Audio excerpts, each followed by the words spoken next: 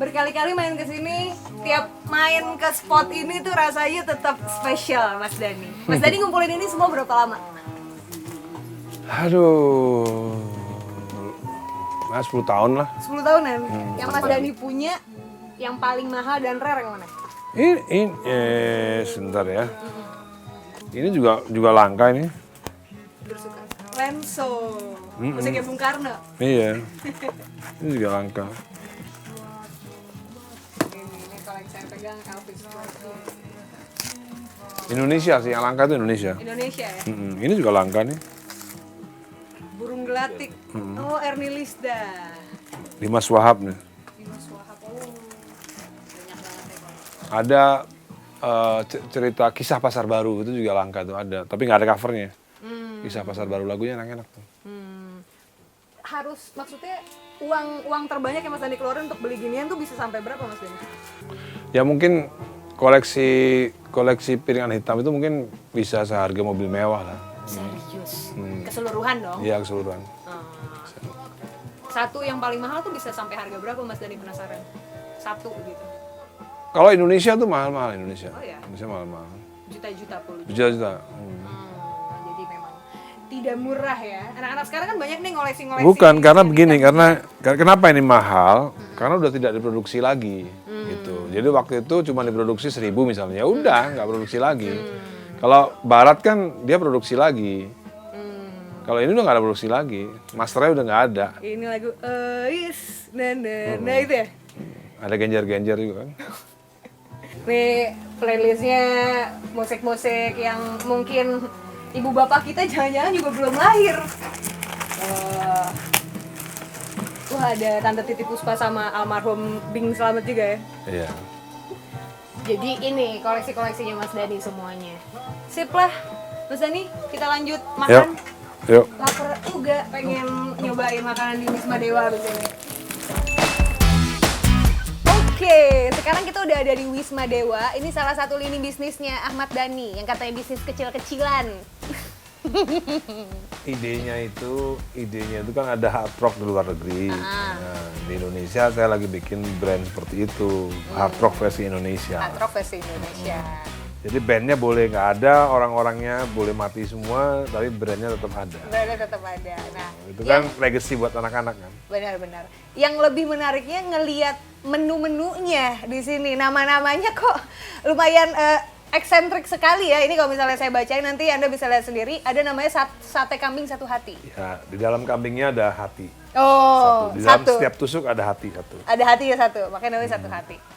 Mohon maaf nih, kita mau nanya, ada sate ayam Estianti di situ. Gimana idenya bisa nama Mbak Maya ada di sini juga? Semua yang pernah terlibat dalam Dewa 19 itu ada di sini. Termasuk itu kan, ada lidah Jamilah. Lidah Jamila.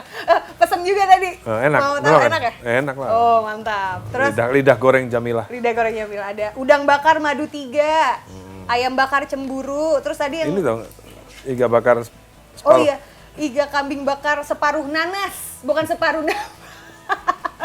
Separuh nanas ya. Nanasnya beneran separuh ya? Iya. Terus apa lagi nih? Rawon picisan. Saya pesen rawon picisan, nanti datang menunya. Mas Dhani, tadi belum ngebahas terlalu jauh lah. Tadi saya nanya sama Mas Dhani. Kan Mas Dhani ini Gus Durian. Kenapa Iya. Mas Dhani nggak memilih untuk ada di partainya Gus Dur, PKB? Menurut saya Gus Durian tuh nggak harus ada di partai PKB ya, menurut saya. Banyak juga ada Gus Durian di P3 juga ada. Ada Gus Durian di Golkar juga ada gitu. Nggak harus di PKB. Nggak maksudnya bukan otomatis PKB gitu loh, nggak otomatis. Yang pasti kan Gus Durian itu harusnya ya, kalau belajar dari Gus Dur tuh nggak pernah ngatok sama penguasa. Bahasa Jawanya itu ngatok. Ngatok. Bahasa Indonesianya itu apa?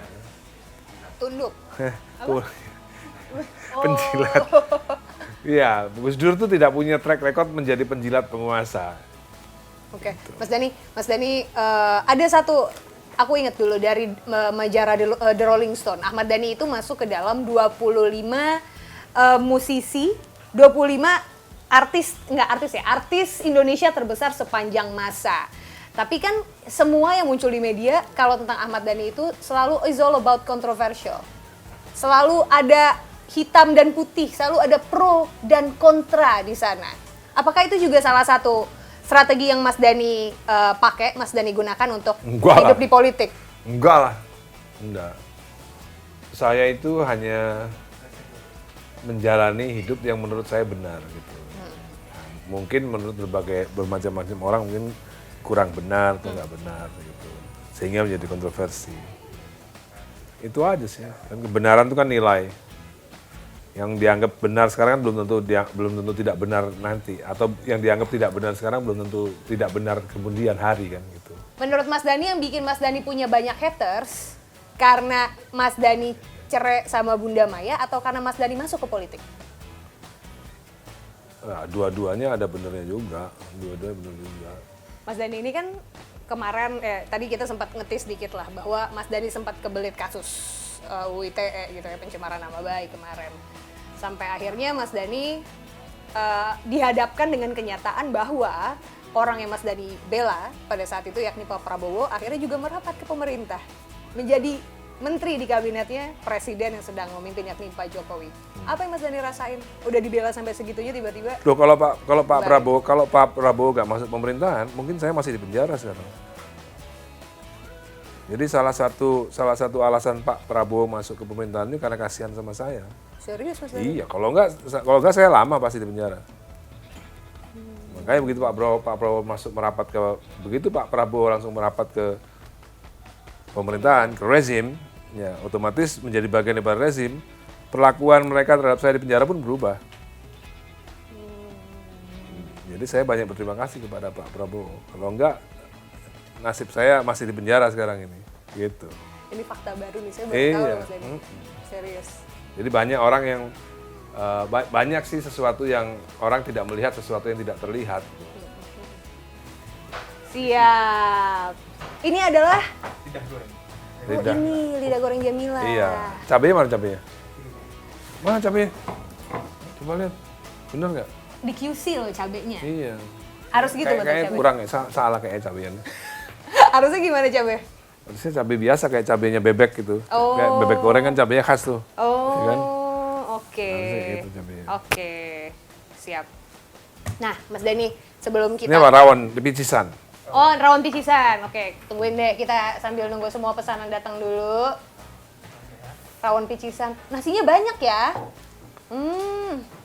Dia mau udah sepaketan sama nasi gitu ya, Mas ya? Iya, udah sepaketan sama nasi. Oh gitu. Yang paling best seller yang mana, Mas Dhani? Tanya sama dia nih, aku nggak tahu. Yang mana yang best seller? Bestseller kita soto kambing, sate kambing maaf, sama sop iga bakar. Oh, sate kambing sama sop iga bakar. Sate kambingnya kita pesan juga tuh tadi. Pengen ngerasain semuanya satu persatu signature. Sate kambing harus dimakan langsung, Habis ya? nggak bisa ditinggal. Iya ya. Ini bukan, ini laskar cincau. Laskar cincau. Oke. Siap. Nah. Oke. Mas Dhani, sembari colek-colek ya. Sebelum ngobrol lebih jauh, saya mau ngajakin Mas Dhani main games. Apa Gamesnya itu? gampang. Mas Dhani cuma tinggal milih yang pilihan A sama B. Gak boleh mikir, langsung keluarin jawabannya. Siap ya Mas Dhani? Kita langsung main reality check. Nah, pertanyaan pertama. Mending gak punya uang apa gak punya karya? Nggak punya uang lah. Nah, jadi better punya karya ya. Iya lah. Queen apa The Beatles? Queen. Ari Lasso atau Once? Ada Lasso. Musik atau politik? Politik. Jadi menteri atau oposisi?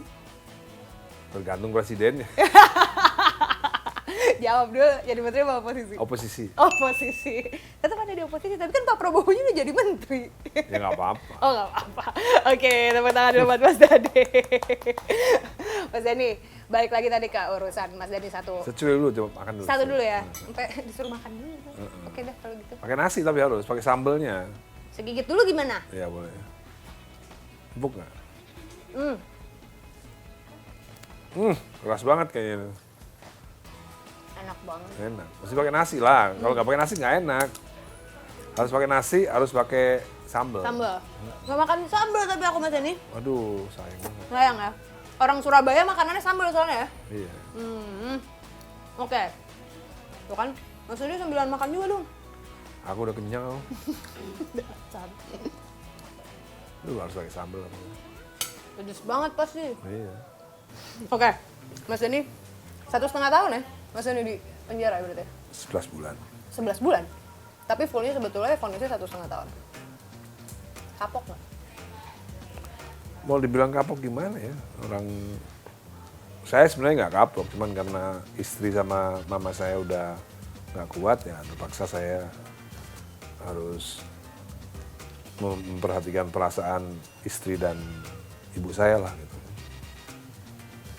Ada momen-momen yang bisa Mas Dani gak lupain nggak selama masa Mas Dani ada di dalam Hotel Pro Dewi? Ya buat seperti saya sering bilang, itu buat saya itu kan sebuah hadiah sebenarnya. Hadiah daripada Tuhan Yang Maha Esa. Masuk penjara tuh hadiah. Gitu. Hadiah yang luar biasa. Gitu. Jadi kalau dibilang kapok, jadi gimana? Kalau dikasih hadiah kok kapok? Ya kan? Saya memaknainya itu sebuah hadiah. Gitu. Mas Dani, pertanyaan terakhir. You are the one of the biggest name in music industry in Indonesia. If ditanya, Ahmad Dhani 10 tahun dari sekarang akan menjadi Ahmad Dhani yang seperti apa? Cita-cita Mas Dhani itu pengen jadi Dhani yang kayak apa?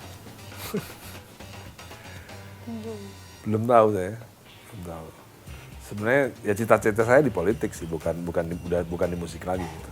Terus kok jadi politisi musik ketinggalan? Ya buat saya sih musik udah selesai sih sebenarnya. Apalagi tahun ini beres-beres semua konten.